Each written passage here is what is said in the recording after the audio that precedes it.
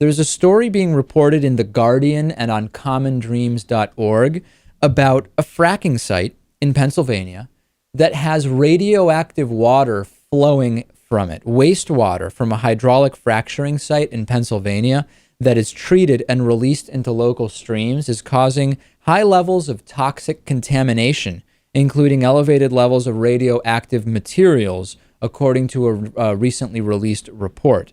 Here is co-author Avner Vengosh from Duke's Nicholas School of the Environment that did a study on this. We were surprised by the magnitude of radioactivity. The Duke University study was published, and it examined the water discharge from the Josephine Brine Treatment Facility in Pennsylvania.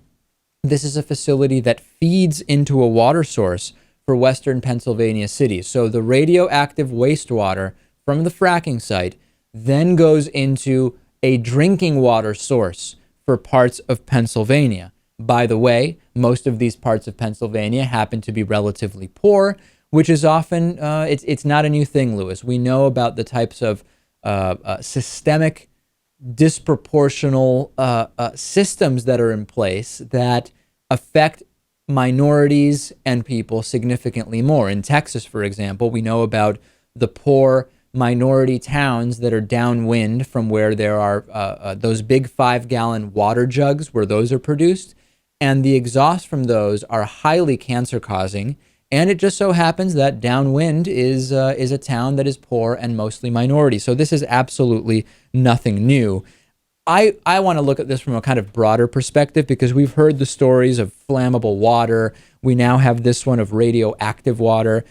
There is absolutely no way in my mind that 50 years from now, this idea of fracking will be looked at as safe or having been the solution to our energy needs. There's just no way at some point in the next 50 years, people will realize that this is just not the way forward.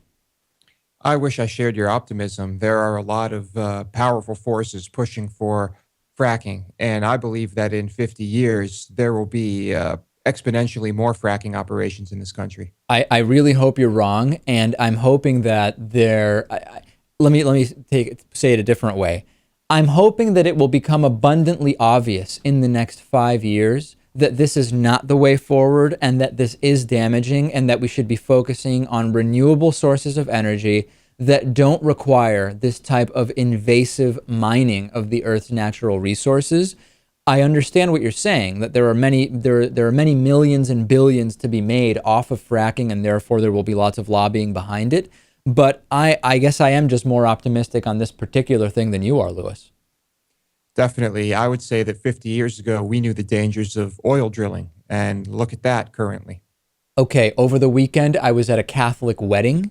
There were a couple of uncomfortable moments because of very specific conservative, socially conservative things that were kind of made part of the ceremony. So I'm going to tell you about those on today's bonus show. But here's also the really weird thing. I almost got caught stealing at the wedding and almost ended up getting kicked out of the wedding. It's a really, really weird situation. I'm going to talk about it today on the bonus show.